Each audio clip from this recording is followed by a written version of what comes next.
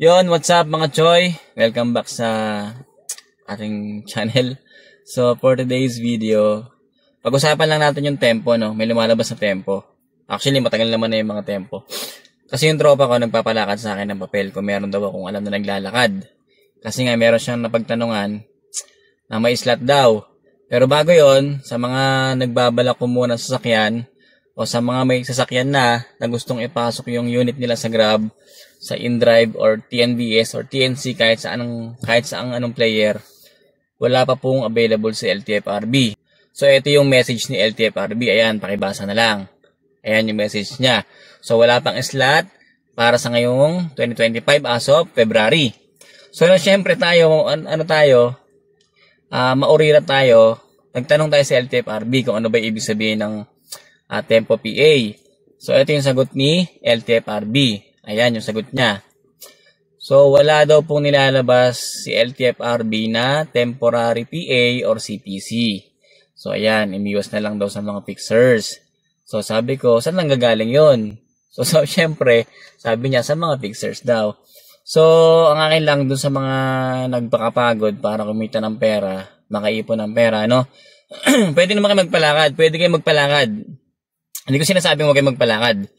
Magpalakad kayo kapag may slot na. Kapag nandyan na yung nilabas ng LTFRB na meron ng slot. And at the same time, pag lumabas yung papel dun sa pinalakad ninyo, check nyo dun sa portal. O ito yung link. Nasa comment section yung portal. Diyan nyo i-check kung yung papel ninyo is legit. Paano yun? Search nyo lang dyan yung plate number. Kapag search nyo ng plate number at lumabas sa portal yung pangalan ninyo, at yung plate number na yun is legit na merong case number, yung naglakad sa inyo is very good. Sila po ay legit, no? Pero kung wala sa portal yung papel na pinalakad ninyo, pero may hawak kayong papel na sinasabi nilang Tempo PA, nasa sa inyo na po yun kung itutuloy ninyo, ano? Kasi ang consequence niyan, kapag nahuli kayo na ang hawak niyong papel is wala sa portal, pwedeng maging impound yan, and at the same time, kukunin yung sasakyan ninyo, tapos, pagmumultahin pa kayo. Ang worst case scenario doon, baka kasuhan pa kayo ng falsification of documents. So, yun lang. So, ingat lang kayo. So, hindi ko sinasabing huwag kayo magpalakad, pero nasa inyo na po yun. So, kung nagpalakad po kayo, dapat alam nyo na sa sarili ninyo na pag dumating yung panahon o pagkakataon na kayo ay nahuli, no, possible na ma-impound yung sasakyan ninyo. Or worst case, kapag in-apply nyo sa Grab, ito yung mangyayari. Ayan, tingnan nyo yung picture na yan. Ayan. Pag na-detect ni Grab na iba yung papel na pinasa ninyo based dun sa LTFRB nila, automatic po yun, deactivated na po kayo. Hindi na may papasok yung unit ninyo sa Grab kahit kailan.